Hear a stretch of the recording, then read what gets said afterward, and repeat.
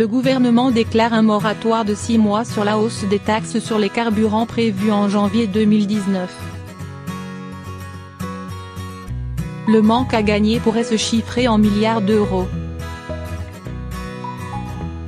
qu'il faudra sans doute récupérer sur d'autres impôts.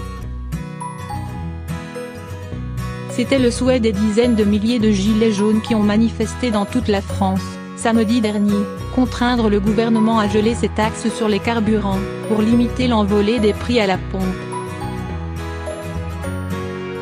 Emmanuel Macron et son gouvernement ont fini par céder. Mardi matin, le Premier ministre Édouard Philippe a déclaré un moratoire sur la hausse des taxes sur les carburants prévue en janvier. Concrètement, le gouvernement s'engage à suspendre 3 mesures fiscales, la taxe carbone, l'alignement diesel et essence et le gazole non routier pendant une durée de 6 mois. Une suspension selon le terme officiel, qui va permettre à l'exécutif et à la majorité d'entamer une large concertation autour de la fiscalité écologique. Jugé insuffisant par les gilets jaunes et les ténors de l'opposition, ce geste d'apaisement concédé aux manifestants va coûter cher aux contribuables.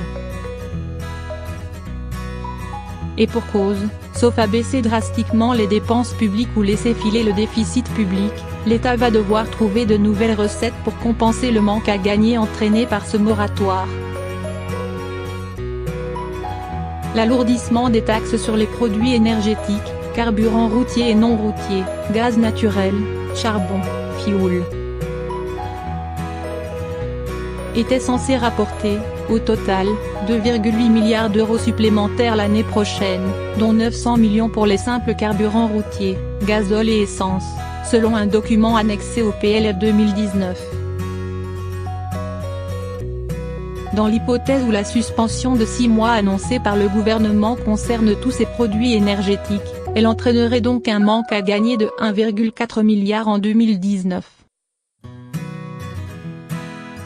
Le gel des taxes sur les carburants met donc gravement en péril l'équilibre du budget 2019, dans lequel figurent plusieurs mesures coûteuses, à l'image de la suppression progressive de la taxe d'habitation pour 80% des Français, que l'État doit compenser auprès des communes. D'où la panique qui s'empare de la majorité. Sur une année, suspendre la hausse présenterait 3 milliards d'euros en moins. Je ne sais pas financer ça.